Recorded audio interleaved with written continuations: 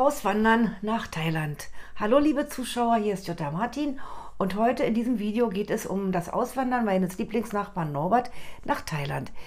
Er ist am 5. September in den Flieger gestiegen, also erst von Berlin nach Frankfurt, von Frankfurt dann nach Bangkok und hat Deutschland den Rücken gekehrt.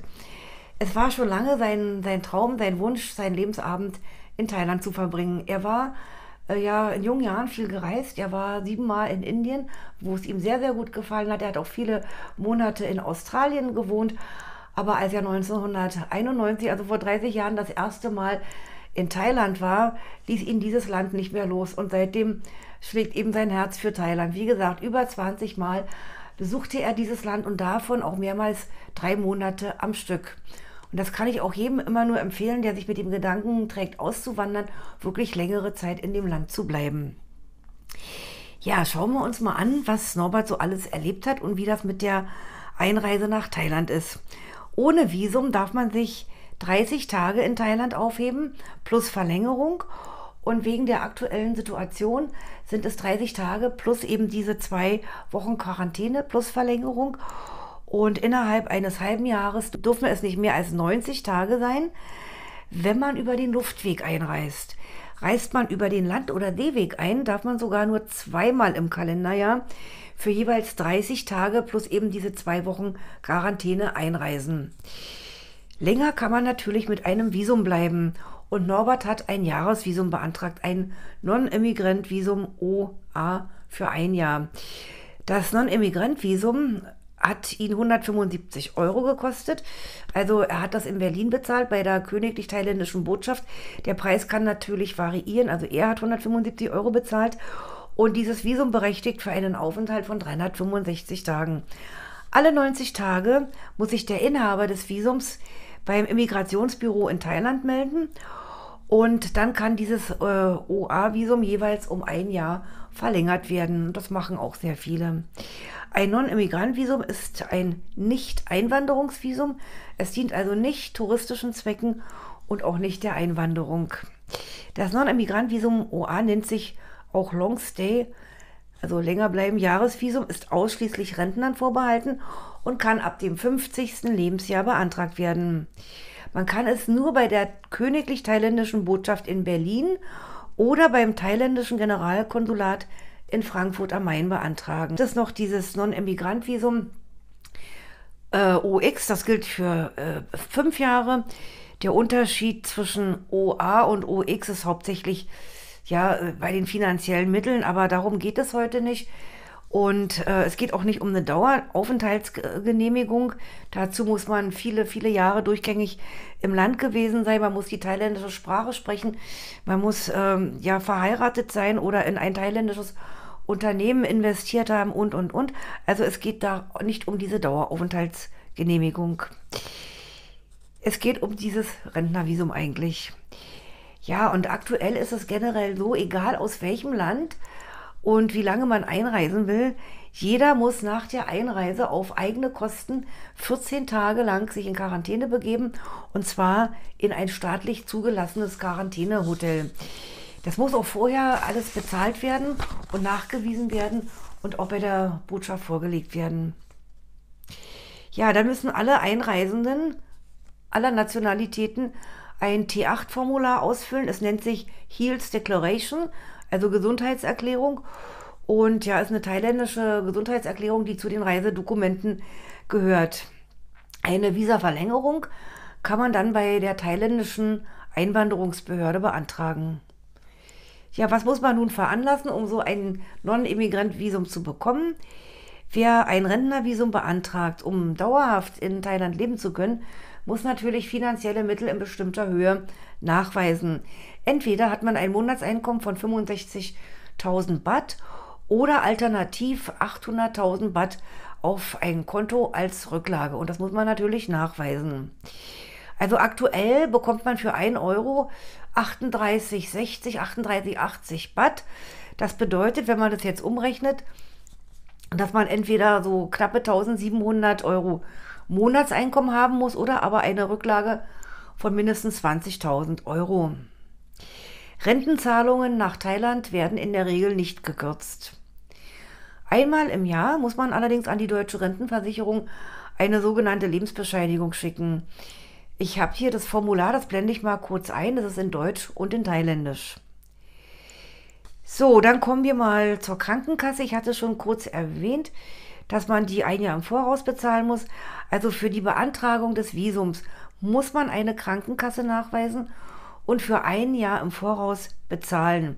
Norbert hat in dem Fall knapp 1000 Euro bezahlt, also etwa 85 Euro pro Monat. Und die Versicherungsprämie, die ist natürlich von verschiedenen Faktoren abhängig, vom Alter, von der Selbstbeteiligung, welche Leistungen man sich aussucht. Und ja, und wenn man jetzt, also Norbert hat sich für die Pacific Cross Shield Insurance PCL entschieden und hat Selbstbeteiligung vereinbart. Er hat für das ganze Jahr im Voraus knappe 1000 Euro bezahlt. Also 85 Euro im Monat, das habe ich schon gesagt. Und ohne Selbstbeteiligung wären es 170 Euro im Monat gewesen.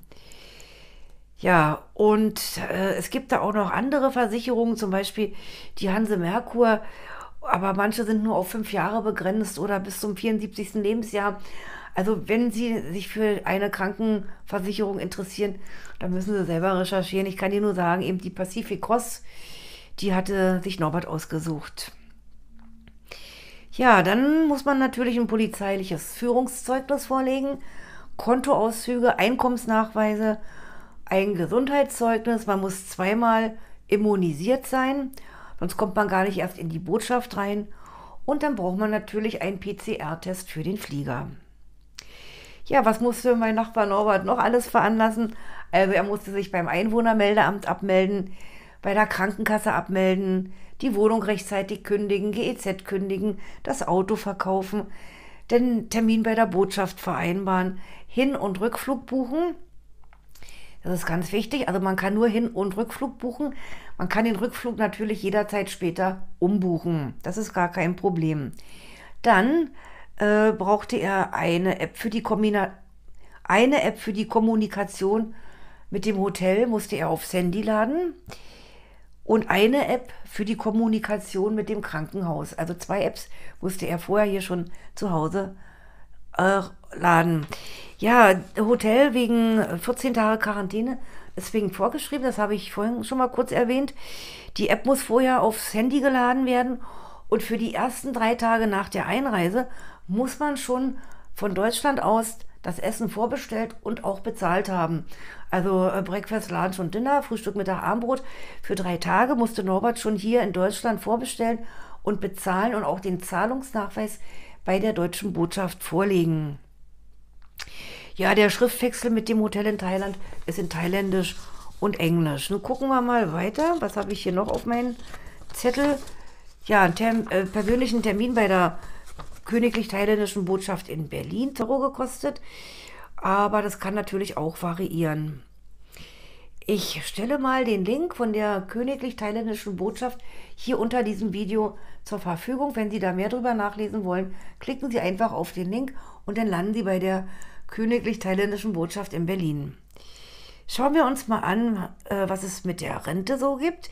Die Rentenzahlungen nach Thailand werden in der Regel nicht gekürzt, das hatte ich auch schon mal erwähnt, aber einmal im Jahr muss man eben an die Deutsche Rentenversicherung eine Lebensbescheinigung schicken und dafür gibt es ein spezielles Formular, das ausgefüllt und eigenhändig unterschrieben zurückgeschickt werden muss. Die Bestätigung der Unterschrift kann durch die Deutsche Botschaft in Bangkok erfolgen, durch einen Honorarkonsul in Chiang Mai, Pattaya oder Phuket, durch eine thailändische amtliche Stelle, wie zum Beispiel Polizei, Notare oder Krankenhäuser, oder durch ein deutsches Pfarramt. Man muss natürlich ein gültiges Ausweisdokument vorlegen und persönlich vorsprechen. Also so war es bisher. Die Deutsche Rentenversicherung will aber für 2020 und 2021 ein vereinfachtes Verfahren für die Lebensbescheinigung anwenden. Und danach soll eine Bestätigung der Lebensbescheinigung durch die Botschaft oder einer anderen Stelle nicht erforderlich sein. Der Rentenempfänger füllt die Lebensbescheinigung selbst aus und schickt sie direkt an die Deutsche Post AG, Niederlassung Rentenservice, nach Leipzig. Man kann per Fax oder per Mail diese Lebensbescheinigung hinschicken. Ja, was haben wir noch? Das Thema Steuern. Also in der thailändischen Botschaft in Berlin sagte man Norbert am 17. August 2021, dass er in Thailand keine Steuern zahlen muss. Eine Rente von der deutschen Rentenversicherung ist ausschließlich in Thailand zu versteuern, aber zwischen Thailand und Deutschland gibt es ein Doppelbesteuerungsabkommen. In vielen Fällen bedeutet das, dass die Besteuerung bei Thailand liegt. Es sieht aber so aus, dass Thailand auf die Besteuerung der Renten verzichtet, wenn man sich mit dem einzigartigen Steuersystem in Thailand auskennt. Neben dem Inlandseinkommen wird nur Auslandseinkommen besteuert, das ins Land gebracht wurde.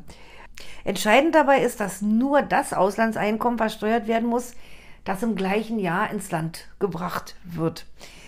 Ist das Auslandseinkommen in den Vorjahren erzeugt worden, lässt es sich steuerfrei nach Thailand bringen. Wer also Vermögen hat, kann das thailändische Steuersystem für sich nutzen. Man benötigt Geldreserven für ein Jahr, da ja sein Auslandseinkommen nicht im gleichen Jahr ins Land gebracht werden sollte, und lebt ebenso steuerfrei. Ist einfach fantastisch. Ja, wer seinen Wohnsitz oder gewöhnlichen Aufenthalt in Thailand hat, ist in Deutschland nur beschränkt steuerpflichtig. Das bezieht sich zum Beispiel auf Mieteinnahmen. Das thailändische Steuerrecht ist sehr überschaubar. Die Mehrwertsteuer in Thailand beträgt weiterhin 7%. Schauen wir mal die Lebenshaltungskosten.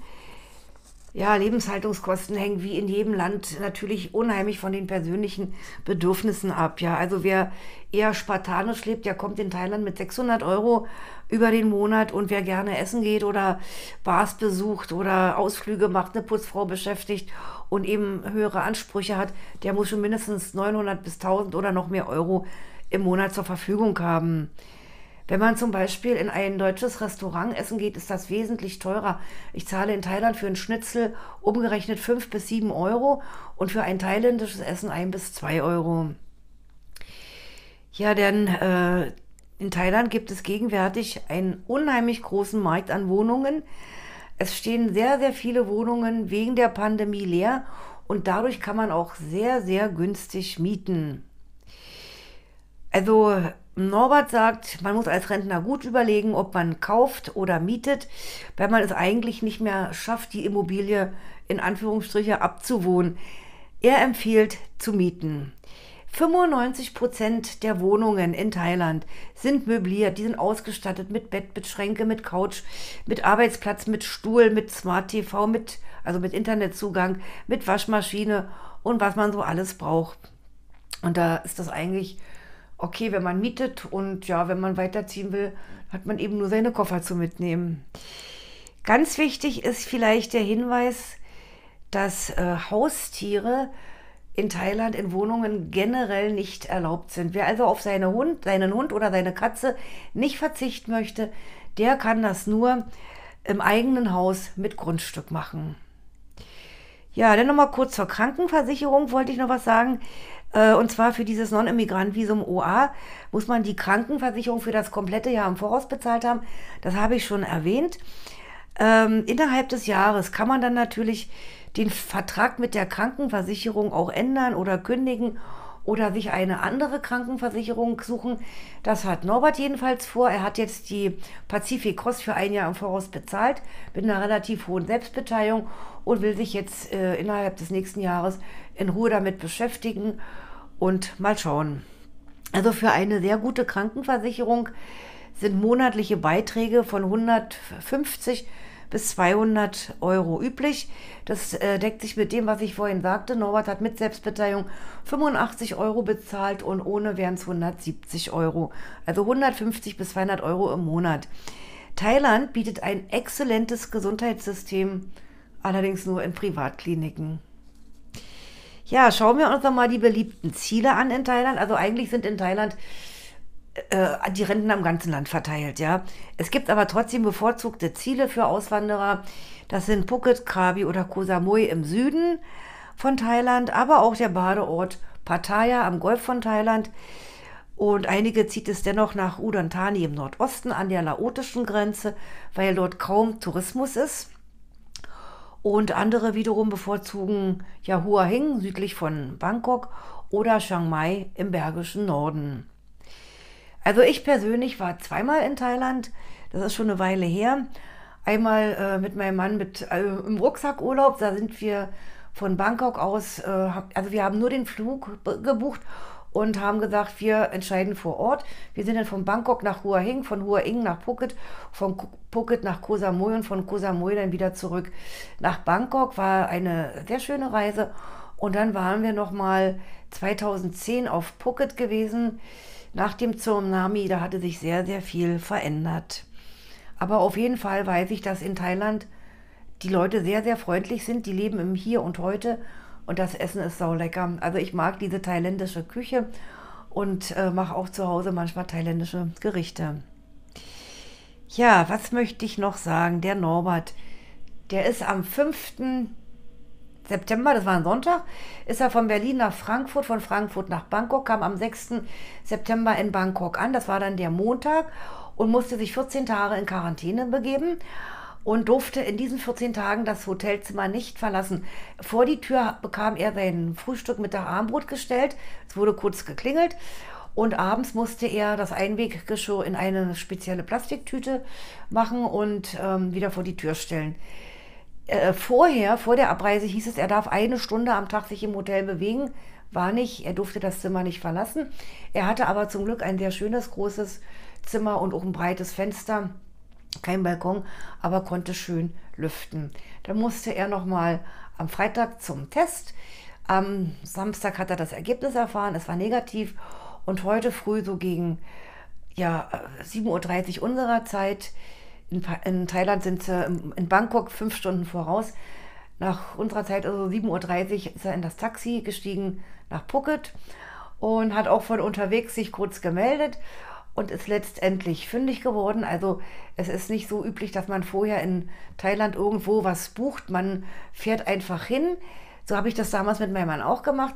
Der Taxifahrer wartet, man guckt sich das Hotel an, ist es okay, nimmt man es, ist es nicht okay, fährt der Taxifahrer ein zum nächsten Hotel.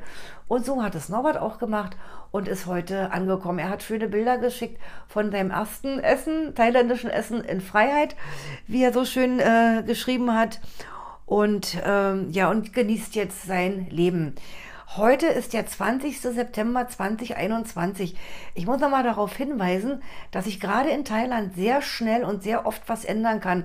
Also was heute richtig ist, kann schon in 6 Monaten nicht mehr funktionieren.